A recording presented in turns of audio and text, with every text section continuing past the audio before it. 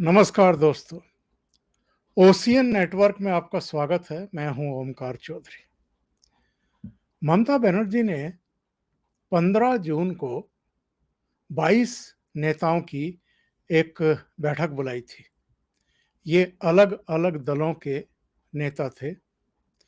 इनको सबको चिट्ठियां भेजी गई थी। ये अलग बात है कि उनमें से 5 दलों के नेता आए नहीं जो उन्होंने बुलाए थे। आम आदमी पार्टी का कोई नहीं आया, तेलंगाना राष्ट्र समिति का कोई नहीं आया, बीजू जनता दल का कोई नहीं आया, बहुजन समाज पार्टी को बुलाया था, नहीं बुलाया था लेकिन कोई नहीं आया, वाईएसआर कांग्रेस से कोई नहीं आया और अकाली दल से भी कोई नहीं आया। असदुद्दीन ओवैसी की पार्टी को बुलाया नहीं गया था। मैं ये इसलिए बता रहा हूं कि कांग्रेस को भी आमंत्रित किया गया था और कांग्रेस से 3 नेता पहुंच गए थे। मल्लिकार्जुन खड़गे, जयराम रमेश, रणदीप सुरजेवाला और सीताराम येचुरी नहीं आए। वाम दलों में से केवल एक भाकपा माले का प्रतिनिधि था, बाकी नहीं थे।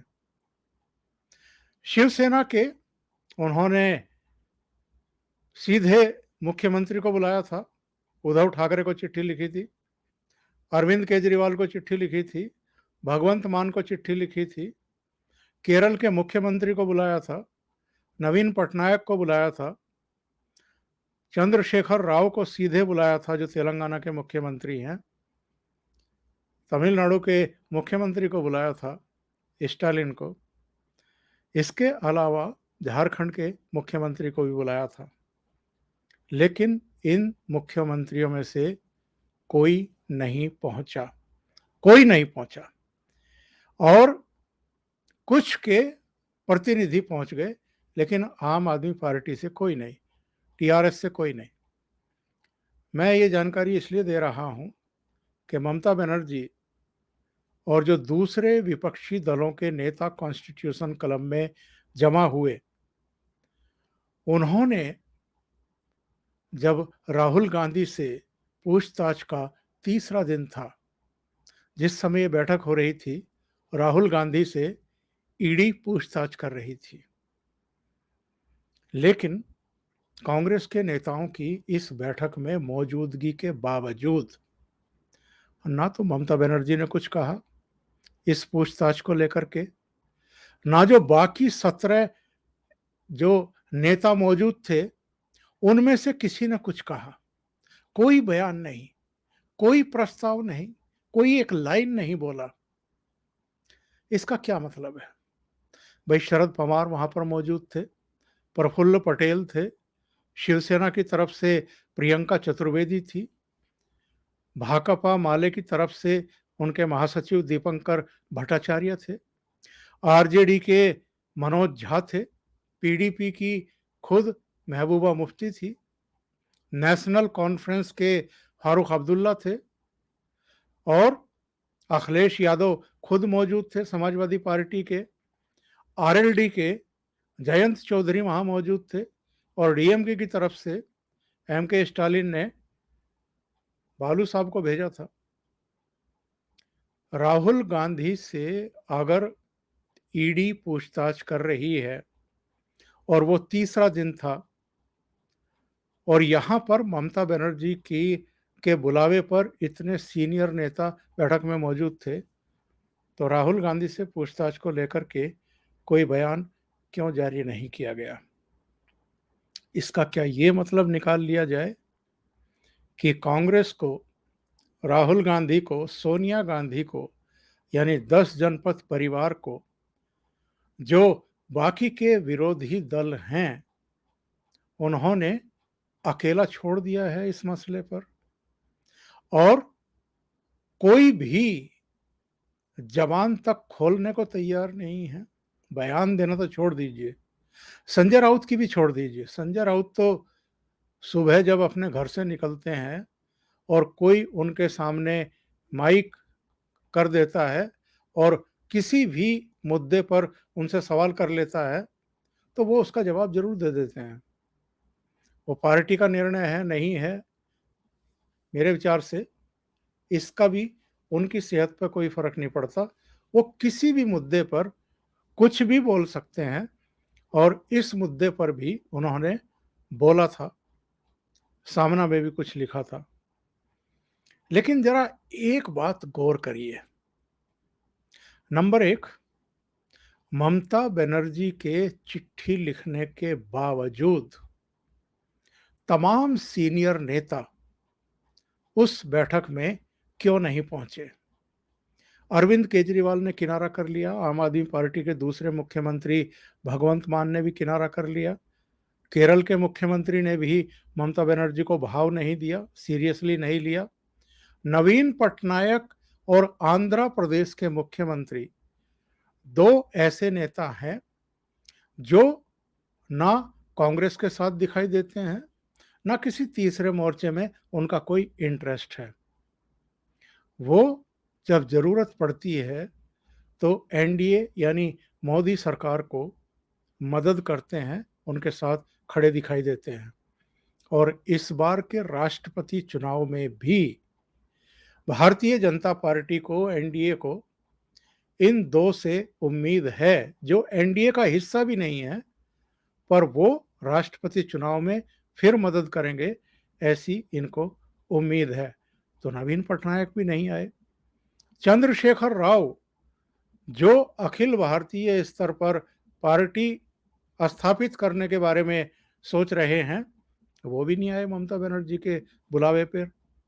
इसके अलावा तमिलनाडु के मुख्यमंत्री भी नहीं आए, जो यूपीए का हिस्सा है, लेकिन कैसे हिस्सा है वो आप अच्छे तरीके से समझिए।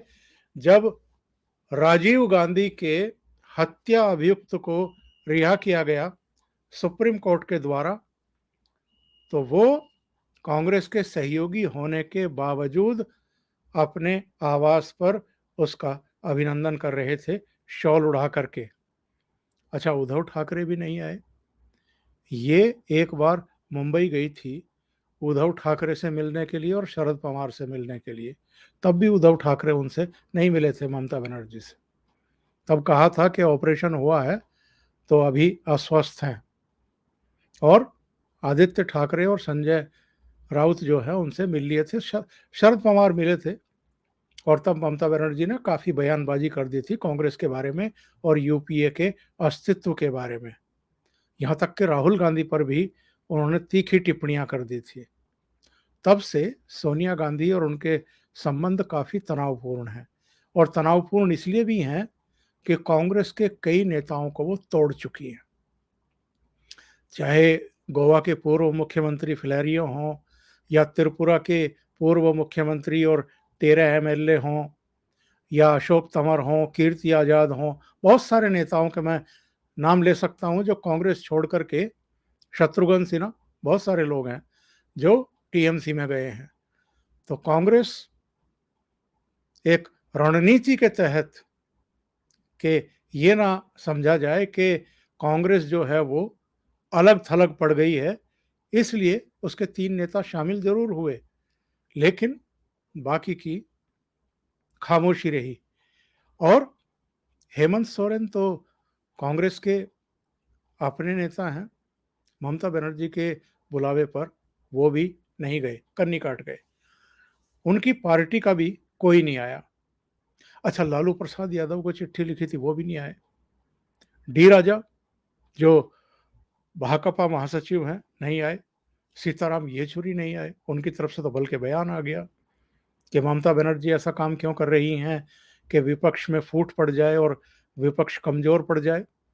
क्योंकि बहुत सारे लोगों को ये चीज पच ही नहीं पा रही है कि ममता बनर्जी क्यों इनिशिएट कर रही है विरोधी दलों की मीटिंग बुलाने को लेकर के।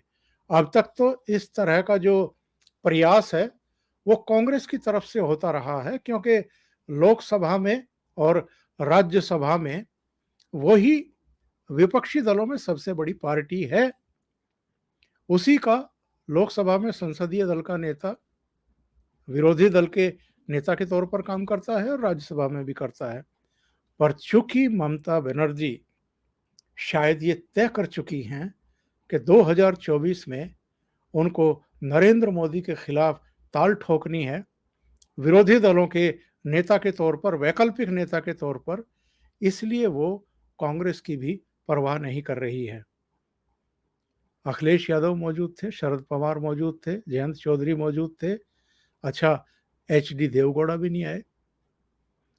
कुमार स्वामी को भी उन्होंने अलग से चिट्ठी लिखी थी, वो भी नहीं आए। फारूक अब्दुल्ला, महबूबा मुफ्ती थी, लेकिन सुखबीर बादल नहीं आए, जो कभी एनडीए का हिस्सा हुआ करते थे और 3 कृषि कानूनों को लेकर के वो किनारे हो गए थे। तो बहुत सारे सीनियर नेताओं ने किनारा किया। अब 21 तारीख को शरद पवार ने बैठक बुलाई 17 दलों की, लेकिन सुनते हैं कि ममता बनर्जी इसमें नहीं आ रही है। अब यहां क्या पेच है, ये जरा समझना मुश्किल है। पहले ममता बनर्जी ने बुलाई, शरद पवार पहुंच गए। उन्होंने कहा कि शरद पवार को राष्ट्रपति पद का उम्मीदवार बना दीजिए। राष्ट्रपति पद का उम्मीदवार बनने से खुद शरद पवार ने मना कर दिया, क्योंकि वो जानते हैं कि विपक्ष के पास नंबर ही नहीं है। आप पाला खींच करके लड़ रहे हैं नरेंद्र मोदी से, वोट तो वहां तक तो ठीक है, अपना कैंडिडेट भी उतारना चाहते हैं, वो भी ठीक है, लेकिन जब तक जीतने की कोई उम्मीद ही ना हो, सबको पता हो कि एनडीए के पास अंक हैं, वो जुटा लेंगे जो थोड़ा बहुत कमी बेसी होगी, तो फिर ऐसे में कौन जाएगा। तो इसलिए ये जो प्रयास थे, ये सिरे चढ़ने से पहले ही टाएं टाएं फिस होते हुए दिखाई दे रहे हैं।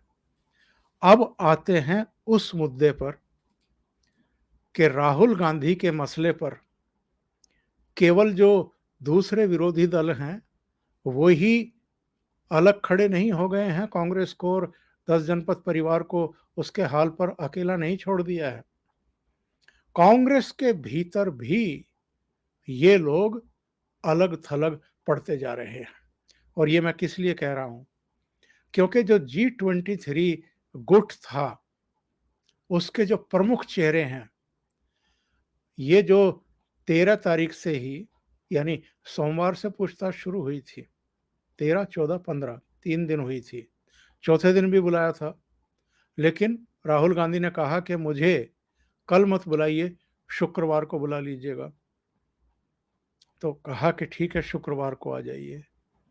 उन्होंने कहा कि मेरी माताजी बीमार हैं, तो मुझे अस्पताल में उनको देखने जाना है। ठीक है, फिर शुक्रवार को उन्होंने चिट्ठी भेज दी कि मुझे 2 दिन का समय और दीजिए, शनिवार रविवार का, सोमवार को उपस्थित हो जाऊंगा। ठीक है, सोमवार को आ जाइए। तो कल राहुल गांधी को, यानी आज राहुल गांधी को वहां पूछताछ के लिए उपस्थित होना है। तो जो मीडिया कोऑर्डिनेटर बनाए गए हैं, मीडिया के नए प्रभारी बनाए गए हैं जयराम रमेश, उनकी तरफ से एक विज्ञप्ति आ गई कि साहब, जिस तरीके से शुरू के 3 दिन हमने सड़कों पर उतर करके विरोध किया, जो प्रतिशोध की भावना से राहुल गांधी को बुलाया जा रहा है इसके खिलाफ, वैसे ही दिल्ली में भी और पूरे देश में धरने प्रदर्शन होंगे, हर जिलों में होंगे। और जो दूसरे मसले हैं उनको लेकर के भी अब ये धरने प्रदर्शन होंगे। इसमें अग्निपथ और दूसरे मसले भी इन्होंने जोड़ लिए हैं। तो धरने प्रदर्शन रहेंगे, लेकिन जिसका मैं जिक्र कर रहा हूं, जो G23 नेता हैं, उनमें से केवल वो नेता इनके धरने प्रदर्शनों में दिखाई दे रहे हैं, माइक पर दिखाई दे रहे हैं, कैमरों के सामने दिखाई दे रहे हैं, जिन्होंने इनको राज्यसभा में भेजा है। जैसे आपके विवेक तनखा हैं, मुकुल वासनिक हैं।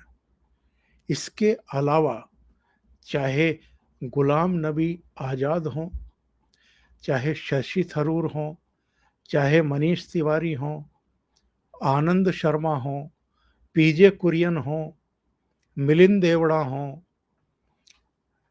भूपेंद्र सिंह हुड्डा हों, राजेंद्र कौर भट्टल हों, वीरप्पा मोइली हों। वीरप्पा मोइली एक बार दिखाई दिए थे, पृथ्वीराज चौहान हों, अजय सिंह, राज बब्बर, अमरिंदर सिंह लवली, कौल सिंह ठाकुर, अखिलेश प्रसाद, कुलदीप शर्मा, योगानंद शास्त्री, संदीप दीक्षित, कोई दिखाई नहीं दे रहा है।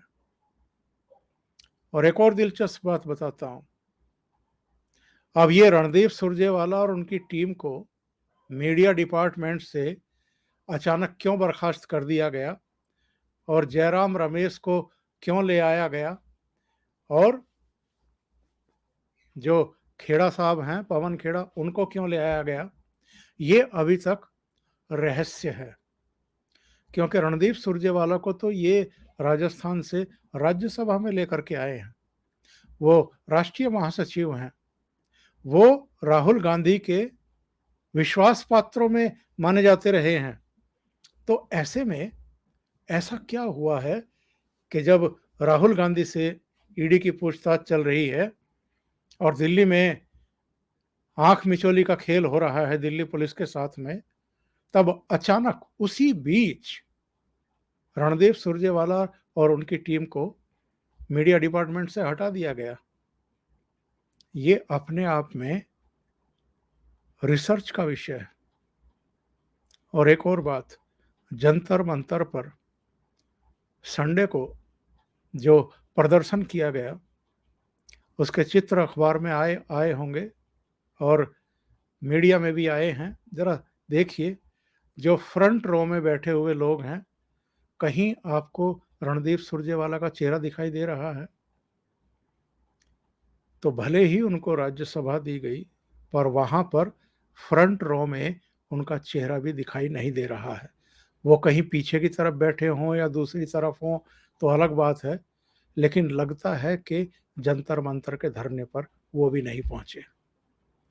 तो ये कांग्रेस के भीतर भी जो कुछ चल रहा है, ये देखना बड़ा दिलचस्प है। ऐसा लगता है कि इस 10 जनपद परिवार के साथ भी अब केवल और केवल वही चेहरे बचे हुए हैं जिनको या तो कोई पद वद सौंप दिए गए हैं, राज्यसभा दे दी गई है, या दूसरे काम कर दिए गए हैं, और जिनको हाल में राज्यसभा मिली है वही दिखाई दे रहे हैं प्रेस कॉन्फ्रेंस में भी और हर जगह। जिनको नहीं मिली है उन्होंने एक तरीके से किनारा कर रखा है। तो ये हालत हो गई है आज कांग्रेस की, 10 जनपद परिवार की, कि वो कांग्रेस के भीतर भी अलग थलग पड़ता जा रहा है, और जो बाकी के विपक्षी दल हैं वो ईडी की पूछताछ के मुद्दे पर 4 लाइन लिख करके मोदी सरकार पर सवाल खड़े करने के लिए भी तैयार नहीं है। अभी के लिए इतना ही। बहुत बहुत धन्यवाद। अगर आपको ये चैनल और इसके कंटेंट पसंद आ रहे हैं तो लाइक करें, कमेंट करें, वीडियो को शेयर भी करें।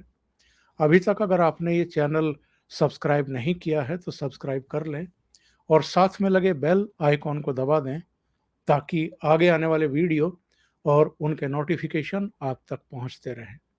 बहुत बहुत धन्यवाद। नमस्कार।